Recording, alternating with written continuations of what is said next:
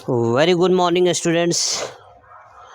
तो आप बिहार बोर्ड के अंतर्गत अगर आप 10वीं का एग्ज़ाम आप दे रहे हैं तो यह वीडियो आपके लिए इम्पोर्टेंट होगा। इस वीडियो में हम लोग जो है पोएट्री सेक्शंस के ऑब्जेक्टिव्स को देखेंगे। इसके पूर्व वाले वीडियो में हमने जो है प्रोज सेक्शन को देखा था, इसमें हम लोग पोएट्री वाले सेक्शंस को देखेंगे, उसके ऑब्जेक्टिव्स को। तो फर्स्ट लेसन आपके बुक में जो दिया हुआ है गॉड मेड द कंट्री, इस चैप्टर में जो ऑब्जेक्टिव्स क्वेश्चन आया हुआ है उसको हम लोग देखते हैं। तो पहला क्वेश्चन है who wrote the poem God made the country. God made the country नामक जो कविता है, इस कविता के कवि कौन है? विलियम कूपर, सही जवाब हो गया विलियम कूपर। दूसरा है God made the country and man made the खाली स्थान टाउन, यानी God made the country and man made the town, अर्थात जो है ईश्वर ने गांव को बनाया और मनुष्य ने शहर को बनाया। तीसरा है the poet says that life is bitter because it is full of troubles. कवि कहते हैं कि जीवन में जो है ना कड़वापन है क्योंकि यह ट्रबल्स से भरा हुआ है, क्योंकि यह कठिनाइयों से भरा हुआ है। आगे है 4 number, good health and virtue can make our life, यानी गुड हेल्थ अच्छा स्वास्थ्य और सद्गुण हमारे जीवन को बना सकता है क्या? स्वीट, हमारे जीवन को मधुर बना सकता है। 6 नंबर है, देखिए 6 नंबर में कह रहा है हेल्थ एंड वर्च्यू। 5 नंबर को देखेंगे। 5 नंबर को कहा जा रहा है fields and groves can be found in the village, यानी फील्ड्स और ग्रोव्स यानी खेत खलिहान और बाग बगीचे कहाँ पाए जा सकते हैं? तो विलेज में, गांव में पाए जा सकते हैं। 6 नंबर है health and virtue can only be found in the country side, सही जवाब है, यानी स्वास्थ्य और सद्गुण कहाँ पाया जा सकता है? तो कंट्री साइड यानी ग्रामीण इलाके में, गांव में जो है ना स्वास्थ्य भी सही रहता है और सद्गुण यानी ईमानदार, वर्च्यू बोले तो सद्गुण, अच्छे गुण वाले लोग पाए जाते हैं। 7 नंबर है, 7 नंबर देखेंगे। 7 नंबर में क्या कहा जा रहा है? Those who move about in chariots and sedans no answer होगा फटिग, यानी थकना। चैरियट्स और सेडान्स यानी रथ और पालकी कह लीजिए, यानी वैसे लोग, those who move about in chariots and sedans no fatigue, यानी वैसे लोग जो रथ और पालकी में यात्रा करते हैं, घूमते हैं, वे थकान को क्या जानते हैं? मतलब जो लोग रथों और पालकी में घूमते हैं, यात्रा करते हैं, उनको क्या पता कि थकावट क्या होती है। 8 नंबर है the poet advises the people to possess their elements. The poet advises the people to possess their element, यानी कवि जो है लोगों को सलाह देते हैं कि कि लोग जो है ना अपने अंदर एलिमेंट को, यानी इन तत्वों को, इन गुणों को अपने अंदर रखें। 9 नंबर है डैश कॉन्सोल्स एट नून, यानी दोपहर के वक्त कॉन्सोल्स कौन देता है? ग्रोव्स, यानी ग्रोव्स जो होता है ना, बाग बगीचे जो होते हैं, वे दोपहर के समय लोगों को कॉन्सोल्स देते हैं, एक तरह से कह लीजिए आराम देता है। कहने का मतलब थक उक करके लोग आता है गर्मी के दिनों में तो कहाँ बैठता है? बाग बगीचे में ही तो बैठता है। 10 नंबर है the poet says that groves are planted to give the shade to the wanderer, सही जवाब हो जाएगा वांडरर, यानी पथिक। द पोएट सेज दैट, कवि कहते हैं कि ग्रोव्स आर प्लांटेड, यानी पौधों को लगाया जाता है टू गिव शेड, ताकि वह छाया दे, किसको? टू द वांडरर, यानी पथिकों को वह छाया दे।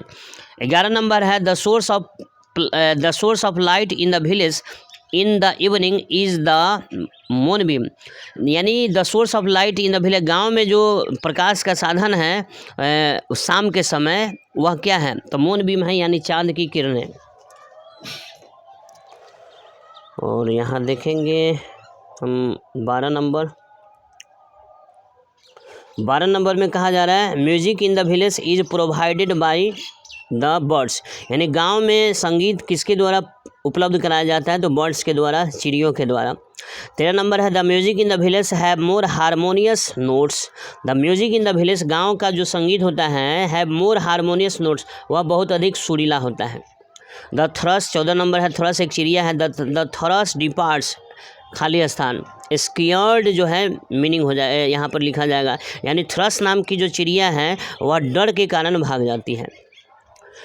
15 नंबर है in the town the Nightingale is mute, मतलब शहर में बुलबुल जो है क्या हो गई हुई है, म्यूट हो चुकी है, यानी गूंगी हो गई हुई है, म्यूट।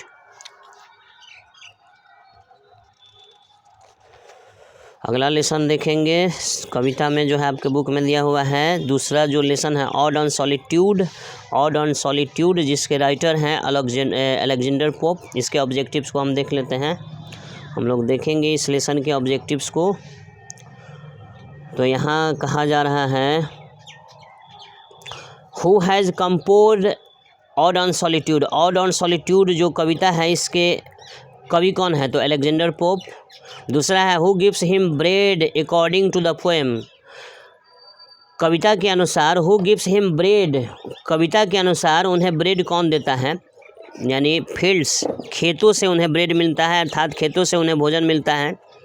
3 नंबर है हु गिव्स हिम मिल्क, यानी उन्हें दूध कौन देता है, तो कैटल यानी मवेशी।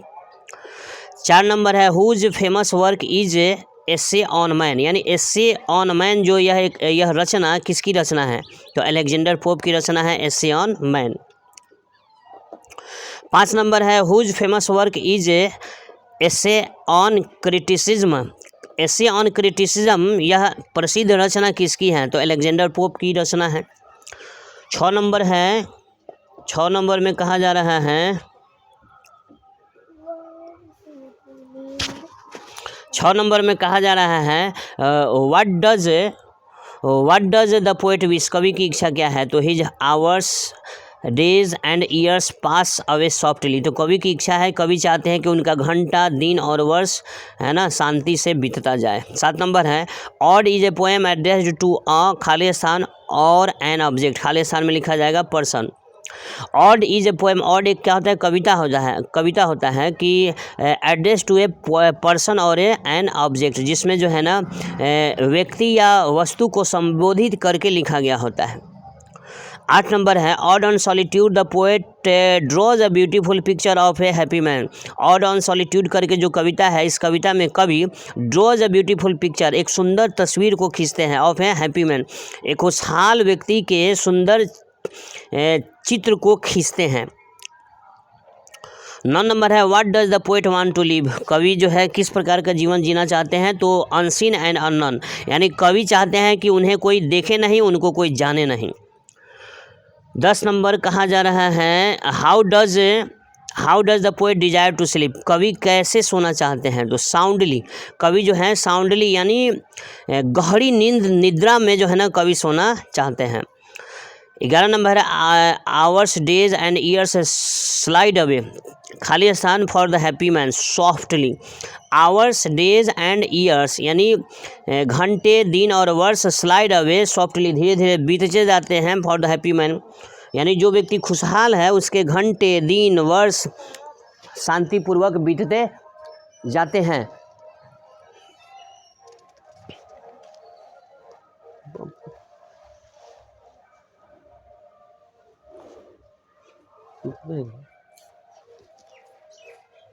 उधर से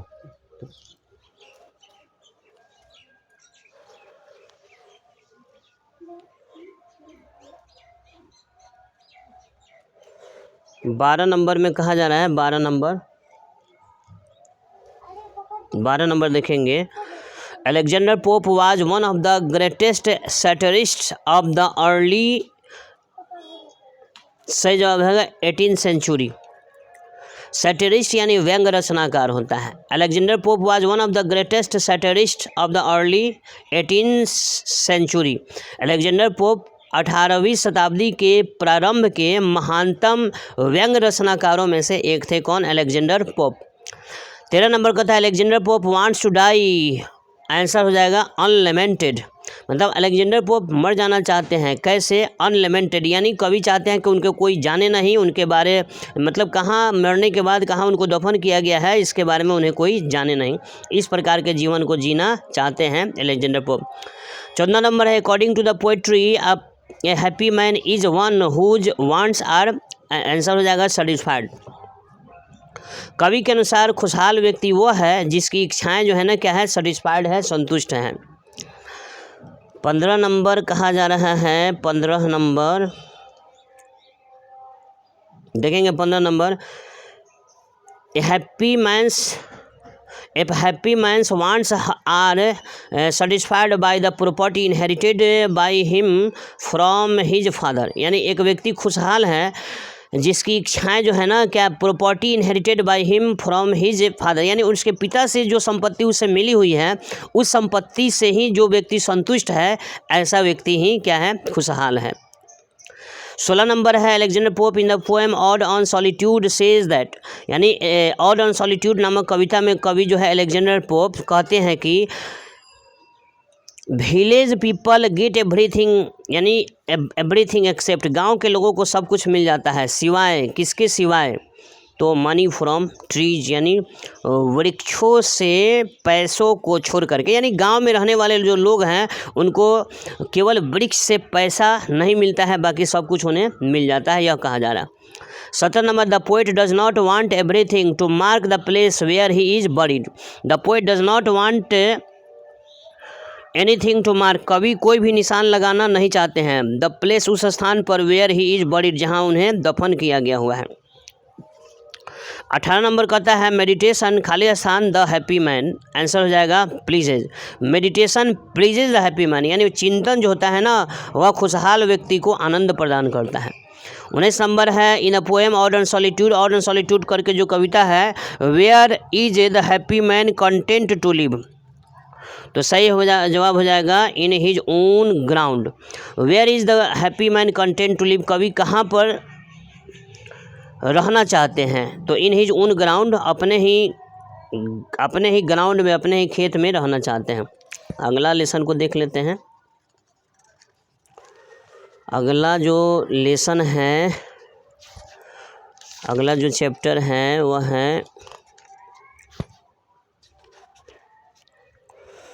पॉलीथीन बैग। इसके ऑब्जेक्टिव्स को देख लेते हैं। पॉलीथीन बैग जिसके लेखक है दुर्गा प्रसाद पांडा, इसके ऑब्जेक्टिव्स क्वेश्चन को हम लोग देखेंगे। ऑब्जेक्टिव्स क्वेश्चन को दुर्गा प्रसाद पांडा, ऑब्जेक्टिव्स क्वेश्चन को देखते हैं। हॉट इज सच ए, खाली स्थान पॉलीथीन बैग, तो खाली स्थान में हो जाएगा स्ट्रेंज, यानी हॉट का मतलब चोट होता है। Hot is such a strange polythene bag, यानी चोट जो होता है एक विचित्र प्रकार का पॉलीथीन बैग होता है। दूसरा है the polythene bag has never gets, खाली स्थान में हो जाएगा dissolve into the earth crust, यानी पृथ्वी के जो क्रस्ट है, जो ऊपरी परत है, उसमें कभी डिसॉल्व नहीं हो पाता है, अपघटित नहीं हो पाता है, घुल नहीं पाता है क्या, पॉलीथीन बैग। 3 नंबर है, व्हेन खाली स्थान the polythene bag makes a squeaky noise, तो खाली स्थान में जाएगा touched. When touch the polythene bag, जब पॉलीथीन बैग को स्पर्श किया जाता है तो मेक्स अ स्क्वीकी नॉइज, तो वह एक विचित्र प्रकार का आवाज़ उत्पन्न करता है। 4 नंबर है, द पॉलीथीन बैग एक्सक्यूट्स ए, खाली स्थान smell when burned, polythene bag को जब जलाया जाता है तो क्या उत्पन्न करता है, तो पंजेंट स्मेल, यानी एक विचित्र प्रकार का गंध जो है ना उत्पन्न होता है पॉलीथीन बैग को जलाने पर। 5 नंबर, द पॉलीथीन बैग खाली स्थान द एनवायरनमेंट, खाली स्थान में जाएगा pollutes, the polythene bag pollutes the environment, यानी पॉलीथीन बैग जो है ना वह पर्यावरण को प्रदूषित कर देता है। 6 नंबर देखेंगे। 6 नंबर में कहा जा रहा है हॉट टू, खाली स्थान down with a touch of warmth, melts, खाली स्थान में जाएगा मेल्ट्स, यानी हॉट जो होता है, चोट जो होता है ना, टू मेल्ट्स डाउन, यानी जो चोट होता है वह भी पिघलने लगता है। With a touch of warmth, थोड़ी सी गर्मी पाकर, अर्थात जब किसी को किसी प्रकार का चोट लगता है उससे जब हम अच्छी तरह से बात करते हैं तो वह व्यक्ति क्या करने लगता है, अपने दुखों को बयां करने लगता है, यह कहा जा रहा है। 7 नंबर है, द खाली स्थान of a person melts down with a little touches of love heart, the heart of a person, यानी किसी व्यक्ति का जो चोट होता है पिघलने लगता है, घुलने लगता है, with a little touch of love, थोड़ा सा प्रेम को पा करके।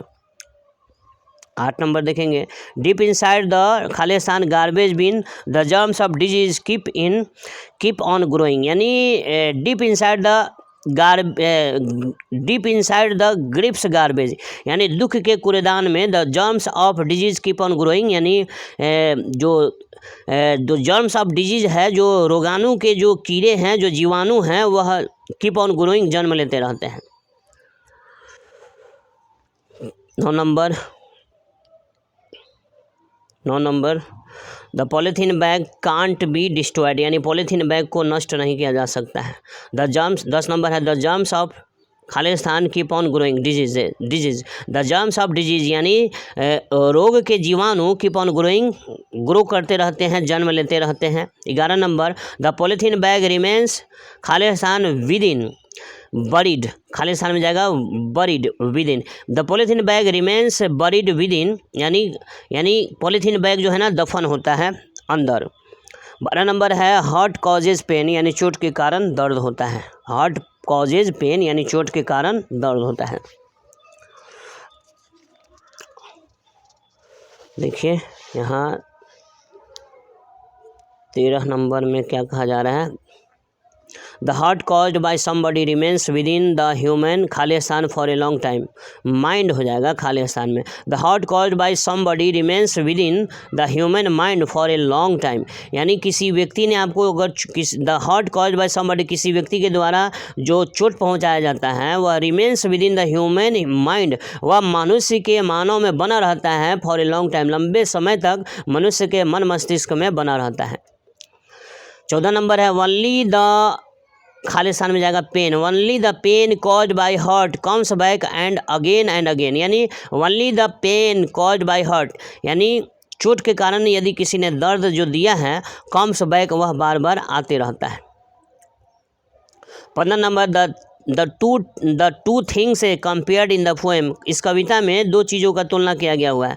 वह चीज़ क्या है, आर खालिस्तान एंड द पॉलीथीन बैग, वह चीज़ है hot and the polythene bag, यानी इस चैप्टर में चोट और पॉलीथीन बैग दोनों के बीच में तुलना किया गया हुआ है। अगला लेसन को देते हैं, सिर्फ ऑब्जेक्टिव्स। अगला लेसन को लेते हैं, लेसन 4 है thinner than a crescent, Vidyapati ji के द्वारा लिखा हुआ है। इसके ऑब्जेक्टिव्स क्वेश्चन को देखते हैं। Thinner than a crescent objectives, इसके लेखक हैं विद्यापति। पहला question, the narrator of the poem is Radha's friend, यानी इस कविता के जो नरेटर हैं वह कौन है, राधाज फ्रेंड, वह है राधा की सहेली।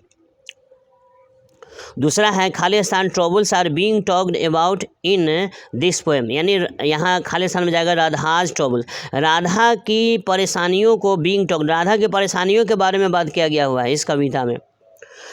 3 नंबर है Radha's tears have carved a river, यानी राधा की आंसुओं ने नदी का रूप ले लिया है, राधा के आंसुओं ने नदी का रूप ले। 4 number Khalistan breeds on the bank of the river, answer हो जाएगा Radha breeds on the bank of the river, Radha नदी के किनारे बैठी रहती है। 5 नंबर है Radha is hot and Radha को चोट पहुंची हुई है एंड कन्फ्यूज, और वह बहुत कन्फ्यूज भी है और वह बहुत भ्रमित भी है। 6 नंबर है when asked a question Khalistan gives the wrong answer, Khalistan में जाएगा Radha, when asked a question Radha gives the answer wrong answer, यानी जब राधा से कुछ पूछा जाता है तो वह गलत जवाब देती है, अर्थात उससे पूछा जाता है कुछ और वह जवाब देती है कुछ और। 7 नंबर है राधा इज क्राइंग, राधा रो रही है बिकॉज सी इज खालिस्तान फ्रॉम लॉर्ड कृष्णा, यहाँ पर खालिस्तान में जाएगा separated, Radha is crying because she is separated from Lord Krishna, Radha रो रही है क्योंकि वह भगवान कृष्ण से जुदा हो गई हुई है। नंबर 8 को देखेंगे, number 8 Radha's friends believe that, Radha की सहेलियां मानती है कि, विश्वास है कि दैट खालिस्तान में कम अगेन, जॉय में कम अगेन, राधा की सहेलियां इस बात को मानती है कि खुशियां फिर से वापस आ सकती हैं। 9 नंबर है एट टाइम्स, यानी कभी कभार राधाज फ्रेंड्स बैनिश होप, कभी कभी राधा की सहेलियाँ जो है ना होप को, आशा को छोड़ देती हैं। 10 number, this poem tells us that Radha's friends are worried, खाली स्थान में जाएगा वरीड अबाउट राधाज कंडीशन। यह कविता हमें बतलाता है कि राधा की जो सहेलियां हैं आर वरीड, चिंतित है, अबाउट राधाज कंडीशन, राधा के हालात को लेकर के चिंतित है। चलिए 12 नंबर है Radha's make a report to Lord Krishna, Radha's friend make a report to Lord Krishna, यानी राधा की सहेली जो है ना वह भगवान कृष्ण से रिपोर्ट करती है, शिकायत करती है। आगे है हम देखेंगे नंबर 13 में क्या कहा जा रहा है।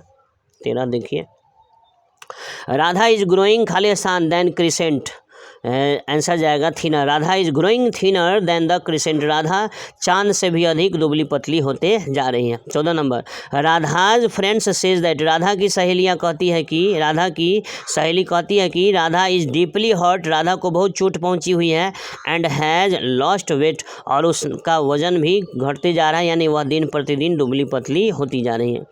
15 number, the poem tells us, कविता हम लोग को बतलाता है दैट की, खाली स्थान में जाएगा Radha things about Krishna all the time, यानी यह कविता हम लोग को बतलाता है कि राधा हर समय भगवान कृष्ण के बारे में सोचती रहती है। अगला लेसन देखते हैं नंबर 5। नंबर 5वां लेसन है द एम्प्टी हार्ट, जिसके लेखक हैं पेरियासामी थूरन, इसके ऑब्जेक्टिव को लेते हैं।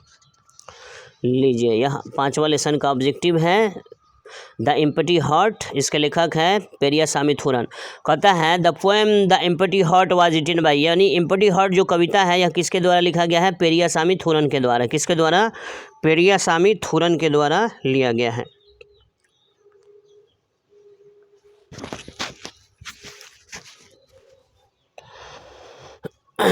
अगला है Periyasamy Thooran was born in 1908, यानी पेरियासामी थूरन का जन्म कब हुआ था, 1908 ईस्वी में हुआ था। तीसरा है पेरियासामी थूरन डाइड इन 1987, 1987 में पेरियासामी थूरन की मृत्यु हो गई थी। 4 नंबर है Periyasamy Thooran was a dash writer, Tamil writer, Periyasamy Thooran जो है ना एक तमिल लेखक थे। कैसे लेखक थे, तमिल लेखक थे।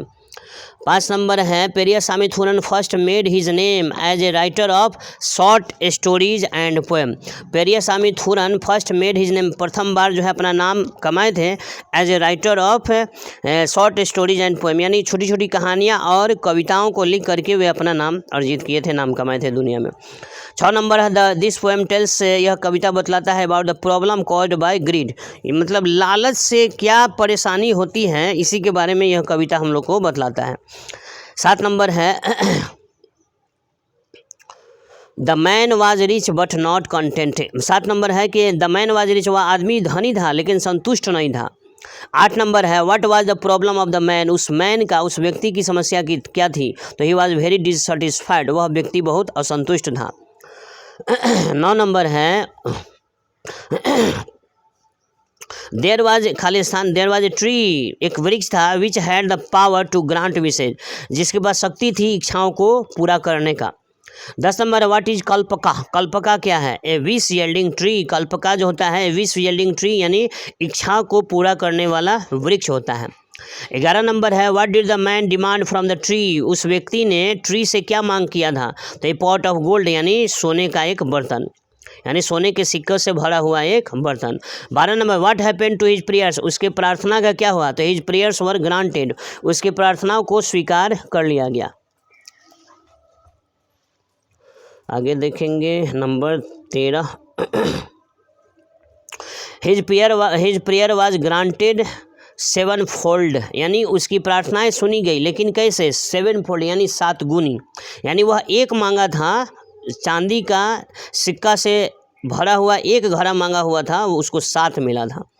14 नंबर है what were there in pitchers, pitchers में क्या था, घड़ा में, सुराही में क्या था, तो गोल्ड कॉइन, सोने के सिक्के थे। 15 नंबर है the tree gave the man 7 Khalistan full of gold coins, तो यहाँ पर चला जाएगा पिचर्स या पॉट्स, दोनों का मतलब बर्तन होता है, गमला होता है। The tree gave the man, यानी वृक्ष ने उस व्यक्ति को दिया था 7 पिचर्स, यानी 7 सुराही फुल ऑफ गोल्ड कॉइन्स, जो कि सोने के सिक्कों से भरा हुआ था। 16 नंबर है how many pizza did the man get as a gift, यानी गिफ्ट के रूप में उसको कितना सुराही मिला हुआ था, तो 7 7। 17 है टू फिल दिस खालिस्तान was his thought, to fill this quick was his thought, उसने सोचा कि इसे जल्द से जल्द भर दिया जाए। 18 number the demon Khalistan now made him mad, यानी जो डेमन डिजायर था, जो दैत्य वाला दानवी जो इच्छा था, उस चीज़ ने उसे पागल बना दिया था। 19 नंबर है, 19 नंबर में कहा जा रहा है because he did not eat drink और sleep properly his health broke down, क्योंकि वह ना वह खाता था, ना पीता था, ना ठीक से सोता था, इस वजह से उसका स्वास्थ्य क्या हो गया था, बिगड़ गया था। 20 नंबर है the man tried all tricks together gold हो जाएगा, यानी उस व्यक्ति ने सारा तरीका अपना लिया था, क्या, सोना को यानी पैसा को इकट्ठा करने का सारा तरीका अपना लिया था। 21 number each coin he could clutch by hook और क्रुक, यानी एक एक पैसे को वह किसी न किसी तरह से जो है ना, यानी हर तरह से जैसे भी हो वह एक एक पैसा को इकट्ठा करता गया। 22 number grid is endless but life is not, यानी लालच जो होता है एंडलेस होता है, लालच का कोई अंत नहीं होता है, लेकिन जीवन का अंत होता है। अगला चैप्टर लेते हैं, अगला चैप्टर है कोयल, बड़ा सुंदर ही चैप्टर था कोयल, जो जिसके राइटर हैं पूरन सेन। इसका ऑब्जेक्टिव्स क्वेश्चन को देखते हैं, इसमें क्या कहा जा रहा है।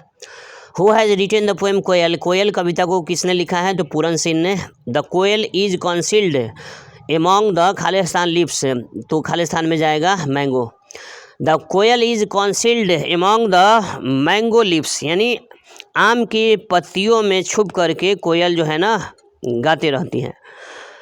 13 नंबर है the fire of love has charred the खालिस्तान of the koel wings of the koel, यानी the fire of love has charred the wings of the koel, यानी प्रेम की आग ने कोयल के पंखों को जलाया है, कोयल की यानी प्रेम की आग ने कोयल के पंखों को जलाया है। 4 नंबर है द नोट्स ऑफ द खालिस्तान high pitched koel, the notes of the koel high pitched, यानी कोयल के जो नोट्स होते हैं, जो गीत होते हैं, वह हाई पिच्ड होता है। 5 नंबर है the high pitched strains of the koel wake 1000 memories, the high pitched strains of the koel, कोयल के जो ऊंचे स्वर होते हैं वेक 1000 मेमोरीज, यानी हजारों स्मृतियाँ को वह जगा देती हैं। 6 नंबर कहता है, 6 नंबर देखा जाए, 6 नंबर में क्या कहा जा रहा है, द कोयल इज रेस्टलेस, कोयल बेचैन है। द कोयल्स स्पार्क शेडिंग खालिस्तान kindling fire, the koel's spark shedding notes kindling fire, यानी कोयल की जो मीठी आवाज़ है वे किंडलिंग फायर, वे और भी आग को भड़का रहे हैं। द खालिस्तान are on fire, the roses are on fire, यानी गुलाबों में भी आग लग गए हुए हैं। 9 number the dash of mango burn, the shades of mango burn, यानी आम का छाया जल रहा है। 10 number the koel's songs are compared to rain of sparks, यानी the koel's songs are compared, कोयल के गीतों का तुलना किया गया है टू रेन ऑफ स्पार्क्स, यानी रेन ऑफ स्पार्क के साथ जो है ना कोयल के गीतों का तुलना किया गया हुआ है। 11 नंबर है द पोएट वंडर्स व्हाट खालिस्तान हैज़ फॉलन, तो लाइटनिंग, द पोएट वंडर्स, कवि जो है ना पूछते हैं, कहते हैं कि what lightning has fallen on the koel, यानी कोयल कौन सी बिजली गिरी तुम पर।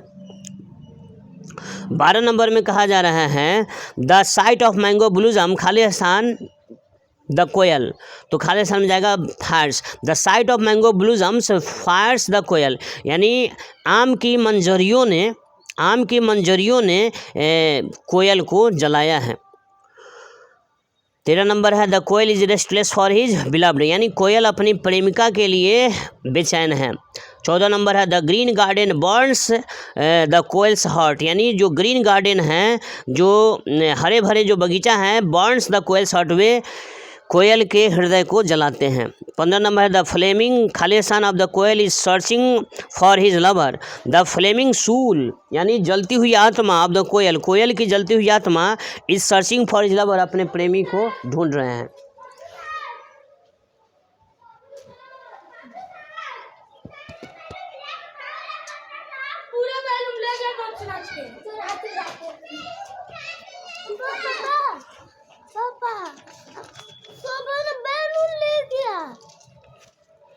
नंबर 7 को देखते हैं। Number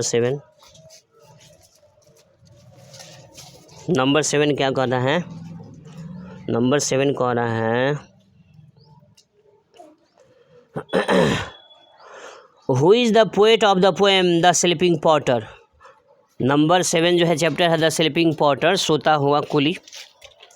who is the poet of the poem the sleeping porter. द स्लीपिंग पॉटर नामक जो कविता है उसके कवि कौन है? लक्ष्मी प्रसाद देवकोटा। कौन है? लक्ष्मी प्रसाद देवकोटा। नंबर 2 है the poet Lakshmi Prasad Devkota was born. और लक्ष्मी प्रसाद देवकोटा का जन्म हुआ था 12 नवंबर 1909 ईस्वी को। तीसरा है लक्ष्मी प्रसाद देवकोटा बिलोंग्ड टू काठमांडू नेपाल। लक्ष्मी प्रसाद देवकोटा कहाँ के रहने वाले थे? नेपाल के काठमांडू के रहने वाले थे लक्ष्मी प्रसाद देवकोटा। नंबर 4 है in 1929 Laxmi Prasad Devkota obtained a bachelor of arts degree from Patna university. 1929 ईस्वी में लक्ष्मी प्रसाद देवकोटा ने ए बैचलर ऑफ आर्ट्स की डिग्री हासिल किया था। कहाँ से? फ्रॉम पटना यूनिवर्सिटी से लक्ष्मी प्रसाद देवकोटा ने बैचलर ऑफ आर्ट्स यानी BA की डिग्री हासिल किया था। 5 नंबर को लेते हैं। 5 नंबर कहा जा रहा है Laxmi Prasad Devkota was a renowned poet and of his time. तो Laxmi Prasad Devkota was a renowned poet and story writer of his time. अपने समय के जाने माने कवि और कहानीकार थे। कौन? लक्ष्मी प्रसाद देवकोटा। 6 नंबर है who presided over the first national poetry of Nepal. Who presided over the first national poetry of Nepal. तो सही जवाब हो जाएगा लक्ष्मी प्रसाद देवकोटा। 7 नंबर है who organise the first national poetry festival of Nepal. Nepal में हु ऑर्गेनाइज किसने ऑर्गेनाइज किया था the first national poetry festival in Nepal. Nepal में जो नेशनल पोएट्री सम्मेलन हुआ था उसको किसने ऑर्गेनाइज किया था? तो नेपाली साहित्य परिषद ने उसको ऑर्गेनाइज किया था। 8वां है when was the first national poetry festival of Nepal organised. When was the first national poetry festival of Nepal organised यानी प्रथम राष्ट्रीय पोएट्री सम्मेलन जो है ना ऑफ नेपाल और कब ऑर्गेनाइज किया गया था? तो वह 1948 ईस्वी में। 9 नंबर है what does Yugvani means. Yugvani का मतलब क्या होता है? तो the voice of the age. The voice of the age. Yugvani का अर्थ होता है युगों की वाणी। 10 नंबर देखते हैं। 10 नंबर क्या कहा जाना है? 10 नंबर है where did the poet exile after the poetry festival. Where did the poet exile after the poetry festival. Poetry festival के बाद कवि को कहाँ निष्कासित कर दिया गया? कवि कहाँ चले गए? तो वाराणसी इंडिया भारत के बनारस चले आए थे। 11 नंबर है how much load does the Potter have on his back. यानी पॉटर मतलब कुली होता है। How much load does the Potter have on his back यानी कुली के पीठ पर का जो बोझ है वह उसका वजन क्या है? तो 25 किलो 25 किलो। 12 है what distance does the Potter cover in the snow of winter 6 miles. What distance the Potter cover यानी कुली जो है कितनी मील की दूरी तय करता है in the snow of winter in the snow of winter यानी जाड़े के मौसम है जो बर्फ़ गिरा हुआ है तो उस मौसम में कितना जो है वह दूरी तय करता है? तो 6 माइल 6 मील।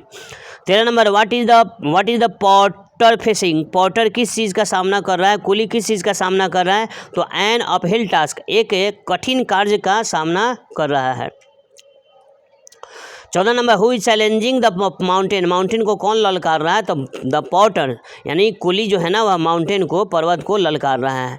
15 नंबर है the porter is challenging the mountain यानी कुली जो है ना चैलेंजिंग द माउंटेन यानी माउंटेन को, वही बात है, कुली जो है वह माउंटेन को पर्वत को ललकार रहा है। 16 number what type of cap is the porter wearing. कुली किस प्रकार की टोपी को पहने हुए हैं? तो ब्लैक डॉटी एंड स्वेट स्टेन यानी कवि जो है कुली जो है वह काला गंदा और पसीना से एकदम भींगा हुआ बदबूदार टोपी को पहने हुए हैं। आगे कहता है द पोटर वाज आगे है the porter's body was an abode of fleas and lice यानी चिलर होता है यानी कुली का जो शरीर था वह चिलर यानी कीड़ा मकोड़ा का निवास स्थान बन गया हुआ था। 19 नंबर है व्हाट वाज, 19 नंबर देखिए कहा जा रहा है what was the condition of the potter's mind dull. What was the condition of the potter's mind, potter's का जो माइंड था उसका कंडीशन क्या था, उसका हालात कैसा था, तो डल था। 20 नंबर है what does his body emit, उसके शरीर से क्या निकलता है, तो सल्फर लाइक सावर स्मेल यानी गंधक के जैसा स्मेल निकलता है। 21 नंबर है what is there on the cliff, cliff पर क्या था, तो ए हट, क्लिफ यानी खड़ी ऊंची चट्टान के ऊपर जो है ना क्या था, तो ए हट एक झोपड़ी थी। देखा जाए 22 में क्या कहता है, कह रहा है the Potter was going up a Khalistan Cliff, the Potter was going up a cliff यानी क्लिफ के ऊपर, खड़ी ऊंची चट्टान के ऊपर जो है ना कुली जा रहा था। 23 कहता है who was shivering with cold, shivering मतलब होता है कांपना, ठंड के कारण कौन कांप रहा था, द पॉटर्स सन यानी कुली का बेटा जो था वह ठंड से कांप रहा था। 24 कहता है the potter's son shivering with cold and was hunger यानी कुली का जो बेटा था वह ठंड से कांप रहा था और वाज हंगर उसे भूख भी लगी हुई थी। 25 देखिए 25 में कहा जा रहा है the potter's son's mother was searching for यानी कुली के बेटे की माँ क्या ढूंढ रही थी, तो नेटल्स एंड वाइन्स को ढूंढ रही थी। नेटल्स एंड वाइन्स मतलब एक प्रकार जंगली पौधा होता है जिसको जला करके उसकी माँ खाना बनाना चाहती थी। 26 कहता है who is the hero of the mountain, mountain का हीरो कौन है, तो द पॉटर यानी कुली जो है वह माउंटेन का हीरो है। 27 कहता है who is the conqueror of nature, nature का कॉन्क्वेरर यानी प्रकृति का विजेता कौन है, तो द पॉटर यानी कुली। 28 कहता है at the end of the poem, कविता के अंत में the porter is in deep slumber, कविता के अंत में पॉटर जो है ना इज इन डीप स्लम्बर यानी गहरी नींद में चला जाता है। 29 कहता है who is raging over the rich kingdom of sleep, who is raging over the rich kingdom of sleep, the Potter यानी नींद के ऊपर किसका शासन है, तो द पॉटर यानी कुली का। इन दिस पोएम, इस कविता में the poet talks about the difficult life of potter's in the hills, in इस कविता में द पोएट टॉक्स अबाउट कवि जो है बात करते हैं the difficult life of potter's in the hills यानी पहाड़ियों में जो कुलियों का जो कठिन जीवन है उसके बारे में कवि चर्चा करते हैं। अगला लेसन लेते हैं, अगला लेसन है अंतिम लेसन है मार्था, जो लिखा गया हुआ है वाल्टर डेलामेयर के द्वारा। इसके ऑब्जेक्टिव्स को लेते हैं, तो कहा जा रहा है ऑब्जेक्टिव्स देखिए, कहा जा रहा है who has written the poem Martha, Martha नामक कविता को किसने लिखा है, Walter de la Mare. When was the poet born, कवि का जन्म कब हुआ था, 1879 1873 में वाल्टर डेलामेयर का जन्म हुआ था। When did the poet die यानी कवि वाल्टर डेलामेयर की मृत्यु कब हुई थी, तो 1956 1956 ईस्वी में उनकी मृत्यु हो गई थी। चौथा है where did Walter de la Mare creates an atmosphere of mystery, Walter de la Mare जो है ना क्रिएट्स करते हैं, उत्पन्न करते हैं एन एटमॉस्फेयर ऑफ मिस्ट्री यानी रहस्य के एक वातावरण को उत्पन्न करते हैं। 5 नंबर कहता है the listener the scarecrow are the poems of Walter de la Mare, the listener करके और द स्केयर क्रो करके जो कविताएं हैं वो किसकी रचनाएं हैं, तो वाल्टर डेलामेयर की है। 6 नंबर कहता है the poet knew Martha when he was a child, the poet knew कवि जानते थे मार्था को when he was a child जब वह क्या थी, बच्ची थी। 7 नंबर है what does Martha do in the hazel glen, hazel glen में मार्था क्या करती है, तो टेल्स हर स्टोरीज अपनी कहानियाँ सुनाती हैं। Martha would tell us her stories in the hazel glen, hazel glen में मार्था अपनी कहानियों को सुनाती है। Martha's eyes were clear grey, Martha की जो आंखें थी वह क्लियर ग्रे थी यानी स्पष्ट भूरे रंग की उसकी आंखें थी। 10 नंबर है Martha had clear and grey eyes, Martha की आंखें स्वच्छ और भूरे रंग की थी। 11 नंबर कहता है देखा जाए 11 नंबर देखा जाए, कहा जा रहा है you watch and the story seems for home you is used here. यहाँ पर यू शब्द का इस्तेमाल किसके लिए किया गया है? द लिसनर्स, यानी लिसनर्स के लिए, सुनने वाले लोगों के लिए।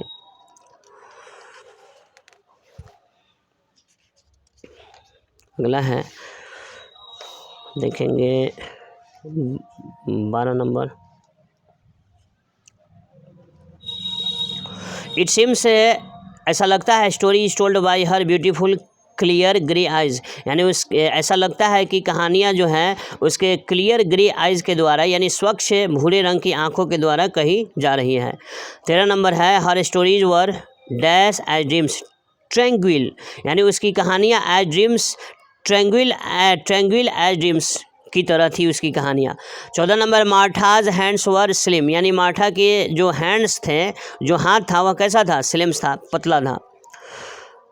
15 नंबर है, who had their elbows lolled, who had their elbows lolled, तो द चिल्ड्रेन, यानी कौन थे जो अपने हाथों को एल्बो पर, यानी केहनी के ऊपर रख करके बैठे हुए थे, तो द चिल्ड्रेन यानी बच्चे। द शेप, अगला है 17 number,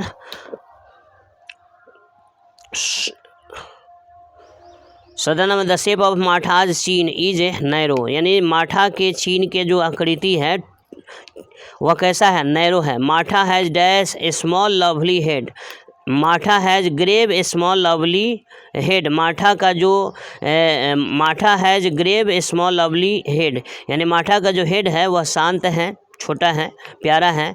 half of the meaning of the words she said are told by her face, half of the meaning of the words, यानी शब्दों का आधा अर्थ कौन कह देता है?